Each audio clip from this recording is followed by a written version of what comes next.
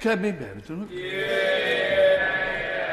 Thank you, Mr. Speaker. I'm pleased to be standing here at the dispatch box to close this much-needed debate on Black History Month, and I'd like to congratulate the member for Erith and Thamesmead, who's managed to be both a frontbencher and a backbencher today.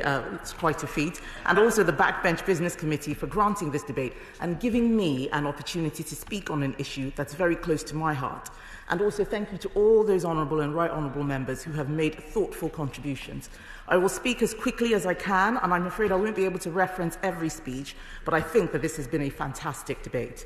This year, more than it has been for decades, race has been at the heart of our national conversation.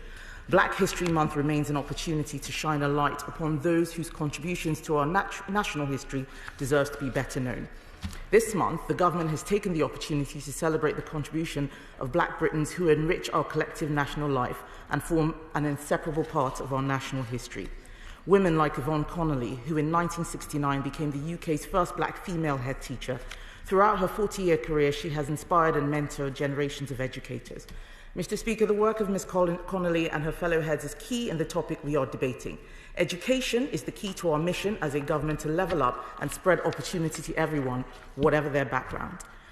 Many members have said they want more Black history taught, but they don't seem to be aware of what is actually on the curriculum.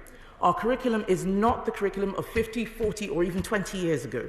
Children today are able to learn about the British Empire and colonialism, about the transatlantic slave trade and its abolition, and of how our history has been shaped by people of all ethnicities, as well as having the opportunities to study non-European cultures such as Mughal India or the Benin Empire, which is where my ancestors decided to have their own opportunity to take over the world in their own way. Pupils can currently study migration empires and the people in the AQA History GCSE, for example. The member for Ilford North is quite wrong to say that that's the only place that it can be learned. There are many other exam bodies that do offer this. But our curriculum does not need decolonising for the simple reason that it is not colonised. We should not apologise for the fact that British children primarily study the history of these islands. And it goes without saying that the recent fad to decolonise maths, decolonise engineering, decolonise the sciences that we have seen across our universities to make race the defining principle of what is studied is not just misguided, but actively opposed to the fundamental purpose of education. The curriculum, by its very nature, is limited. There are a finite number of hours to teach any subject, and what we haven't heard in this debate from those members who want more added to it on both sides of the House is what necessarily must be taken out. Perhaps we'll get to that on another day. Members such as the member for Islington North and many others have raised the Black Lives Matter movement. The member for Streatham raised the education guidance and believes that we're trying to stop children from becoming activists. I believe another member, apologies, I've forgotten who it was who mentioned it. However, what we are against is the teaching of contested political ideas as if they are accepted facts. We don't do this with communism, we don't do this with socialism, we don't do it with capitalism. And I want to speak about a dangerous trend in race relations that has come far too close to home to my life, and it is the promotion of critical race theory, an ideology that sees my blackness as victimhood and their whiteness as oppression. I want to be absolutely clear, this government stands unequivocally against critical race theory. Some schools have decided to openly support the anti-capitalist Black Lives Matter group, often fully aware that they have a statutory duty to be politically impartial. Black lives do matter, of course they do, but we know that the Black Lives Matter movement, capital BLM, is political. I know this because at the height of the protest, I saw white Black Lives, well, I've been told of white Black Lives Matter protesters calling, and I'm afraid I apologise for saying this word, calling a black armed police officer guarding Downing Street a pet nigger. That is why we do not endorse that movement on this side of the House. It is a political movement, and what would be nice would be for members on the opposite side to condemn many of the actions that we see this political movement instead of pretending that it is a completely wholesome anti-racist organisation. There is a lot of pernicious stuff that is being pushed, and we stand against that. We do not want to see teachers teaching their white pupils about white privilege and inherited racial guilt. And let me be clear, any school which teaches these elements of critical race theory as fact or which promotes partisan political views such as defunding the police without offering a balanced treatment of opposing views is breaking the law. Members have mentioned the police. Our history is our own, it's not America's. Too often, those who campaign against racial inequality import wholesale a narrative and assumptions that have nothing to do with this country's history and have no place on these islands. Our police force is not their police force. Since its establishment by Robert Peel, our police have operated on the principle of policing by consent, and it gives me tremendous pride to still, in 2020, live in a nation where the vast majority of our police officers are unharmed. On the history of black people in Britain, again, our history of race is not America's history of race. Most black British people who have come to our shores were not brought here in chains, but came voluntarily, due to their connections to the UK and in search of a better life. I should know I am one of them. And we have our own joys and sorrows to tell.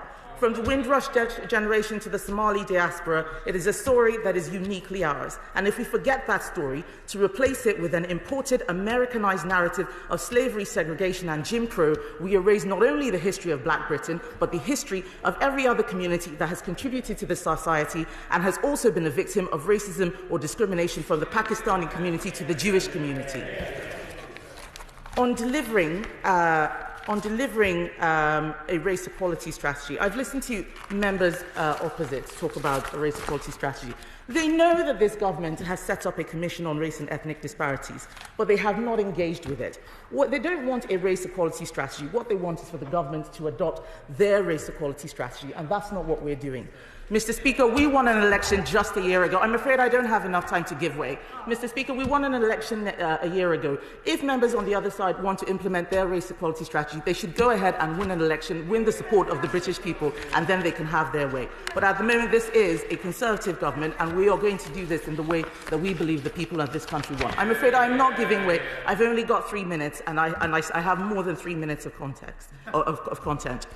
Mr. Speaker, in her speech, the member for Brent Central says she hoped I'd learn something from her. Now it's time for me to give her a couple of lessons too, although I don't believe she's in her place. She said in her speech, we need to look at history and we need to improve it. Lesson number 1, you cannot improve history, you can only learn from it.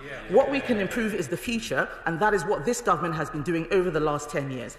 I won't reel out statistics in the interest of time. Other members on this side of the House have already done so. Lesson number 2. Black history is not the history of institutional racism.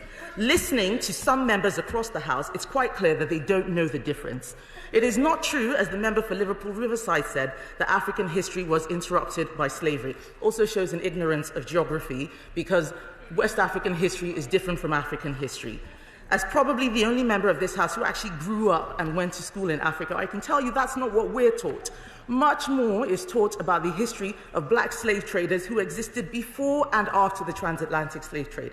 In fact, the most notable statue in the city of Lagos, where I grew up, is that of Madam Tinubu. It's the biggest one. It's now equivalent to Trafalgar Square. She was a slave trader, but she was also a freedom fighter and a much-loved icon. Her slave trading is not celebrated, but her fight against colonizers is.